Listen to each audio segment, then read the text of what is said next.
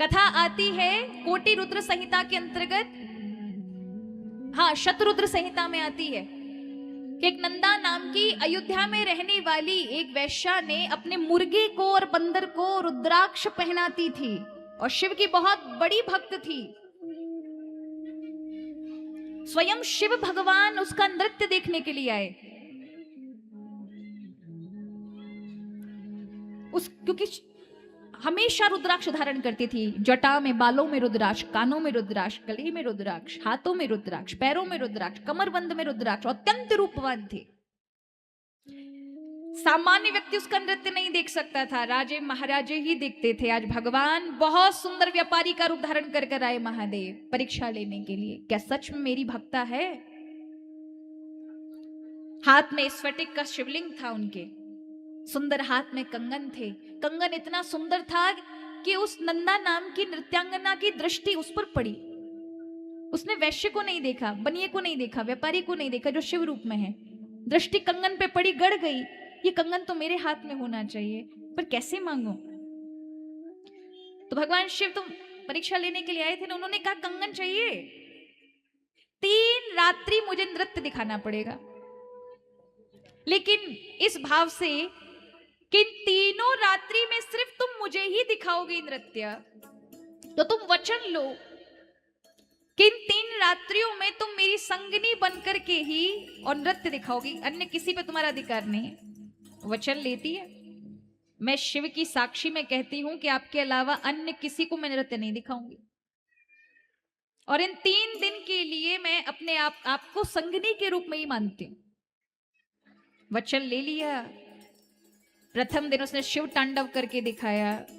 शिव जी बैठे हैं, उन्होंने कहा कि मेरा जो स्फटिक शिवलिंग है ना, ये मेरा जीवन है, ये मेरे प्राण है, मेरे इष्ट हैं, इनको कहीं ऐसी जगह, सुरक्षित जगह रखो जहां ये सुरक्षित रहे, और 3 दिन के बाद जब मैं जाऊंगा इनको लेके जाऊंगा। तो बहुत अंदर अपने कक्ष के अंदर बड़े संदूक में बंद कर देती है। लेकिन जब वो नृत्य दिखा रही थी, उसी समय भगवान की ऐसी लीला कि उस पूरे जिस घर में वो रहती थी उस घर में आग लग गई, और जिस कक्ष में शिवलिंग रखा था उस कक्ष में आग लग गई। धीरे धीरे अग्नि ज्वाला बढ़ती बढ़ती पूरे घर में फैल गई, और जहां वो नृत्य हो रहा था वहां आग की लपटें उठी। तो उसने नृत्य छोड़कर तुरंत अपने मुर्गे और उस बंदर को छुड़ा दिया, और यहां शिव भगवान जो व्यापारी के रूप में थे वो एकदम से उठ खड़े हुए, मेरा शिवलिंग, मेरा शिवलिंग, थर थर कांपने लगे। वो वैश्या देखती है कैसे अंदर जाए, पूरा अग्निमय हो गया है। तो यहां वो वैश्य बने भगवान, व्यापारी बने भगवान, दुखी हो जाते, रोने लगते हैं, मेरे प्राण रह गए, अब मैं क्या करूंगा, अब मैं बिना शिव के जी नहीं सकता, मेरे तो जीवन के आराध्य चले गए, वो जल गए, अरे मैंने क्या कि तुम्हारे साथ क्यों यहाँ 3 दिन व्यतीत किए, मैं मेरे नगर जाता तो अच्छा था, ये तुम्हें कंगन लेना है ना, तो ये तुम्हारा हुआ, ले लो, और मैं मेरे लिए चिता की अग्नि लगाओ। ये देख करके देखो, यहां उस नृत्यांगना जो नंदा नाम की है, शिव भक्त थी, उसने जब देखा तो उसका हृदय अत्यंत पीड़ा में हो गया। कभी उसने इतना दुख हृदय में देखा नहीं था अपने जीवन में। उसने देखा कि उसकी आंखों के सामने एक व्यापारी जलने के लिए तैयार है, वो बैठ गया है, जल रहा है शिव के वियोग में, और मैं शिव पिंडी की रक्षा नहीं कर सकी, और मैंने शिव की साक्षी लेकर के कहा था कि 3 दिन तक इसको अपना पति स्वरूप में मान के नृत्य दिखाऊंगी। अगर ये मर रहा है तो मैंने तो इसका कोई कार्य पूरा ही नहीं किया, सिर्फ 1 दिन नृत्य दिखाया और उसके साथ ऐसा हुआ कि शिव ही छूट गए, तो इस नाते से मैं भी इसके साथ सती होंगी। और वो जलने को तैयार हो गई।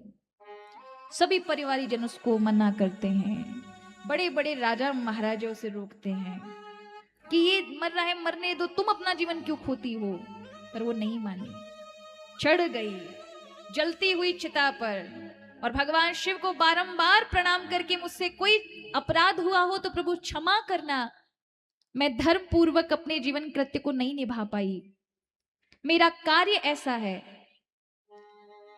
पर मैंने हमेशा धर्म का पालन किया है, और इस प्रकार से जैसे ही चढ़ी तो डमरू बजाते हुए शिव साक्षात प्रकट हो गए। जहां प्रकट हुए ना, वहीं पर नंदीश्वर शिवलिंग है आज।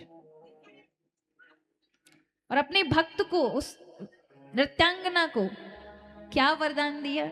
सामान्य वरदान नहीं दिया, स्वयं अपने कैलाश की मुख्य सखी पार्वती की प्रिया बना दिया और अत्यंत अपनी कृपा पात्र बना दिया। उसी के नाम से शिव विराजमान हो गए, जिसके पूरे परिवार स्वजन के लिए भगवान ने वहां स्वीकार किया कि मैं यहां अनवरत कल्प के अंत तक निवास करूंगा। कितने दयालु हैं। और यही महादेव ने त्राटक किया तो उससे रुद्राक्ष बना महाराज, इसलिए रुद्राक्ष धारण करना चाहिए। रुद्राक्ष जानवरों को भी लोग पहना देते हैं। अगर आप जानवर को मत पहनाओ, कम से कम अपने गले में धारण करके उस रुद्राक्ष की महिमा को तो समझिए। 14 मुखी रुद्राक्ष होता है। एक मुखी रुद्राक्ष मिल जाए तो अत्यंत कल्याणकारी है, मिलता नहीं है, दुर्लभ है।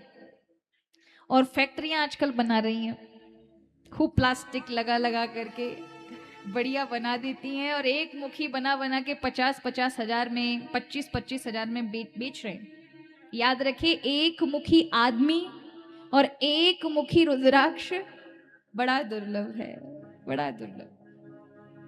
परम तत्व का स्वरूप है, उसका दर्शन करने मात्र से बड़े बड़े पाप नष्ट हो जाते हैं, ब्रह्म हत्या जैसे दोष नष्ट हो जाते हैं। तेज बढ़ाने वाला है।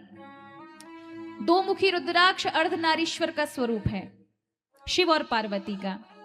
जीवन में कल्याण, पराक्रम, बल, शांति और ज्ञान प्रदान करने वाला है। 3 मुखी रुद्राक्ष बालकों को धारण करना चाहिए। जो बालक विद्या प्राप्त करना चाहते हैं, कुछ बनना चाहते हैं, उनके तेज को बढ़ाता है, क्योंकि वो अग्नि रूप है। 4 मुखी रुद्राक्ष भगवान ब्रह्मा का रूप है, खूब संपत्ति ऐश्वर्य प्रदान करने वाला है। 5 मुखी रुद्राक्ष प्राय सामान्य है, सब जगह मिलता है, शिव का ही रूप है, बड़े बड़े पापों का शमन कर देता है। 6 मुखी रुद्राक्ष कार्तिकेय का रूप है, ब्रह्मचर्य को बढ़ाने वाला, पराक्रम को बढ़ाने वाला है, तेज को बढ़ाने वाला है। 7 मुखी रुद्राक्ष अनंग का रूप माना जाता है। 8 मुखी रुद्राक्ष अष्ट दुर्गा का प्रतीक है, भगवती की शक्ति बढ़ जाती है। जो प्रशासनीय या आर्मी में ऐसी जगह कार्य कर रहे हो जहां उनको भय लगता हो या 24 घंटे मुसीबत हमेशा रहती हो, ऐसे लोगों को अष्टमुखी या 9 मुखी रुद्राक्ष धारण करना चाहिए।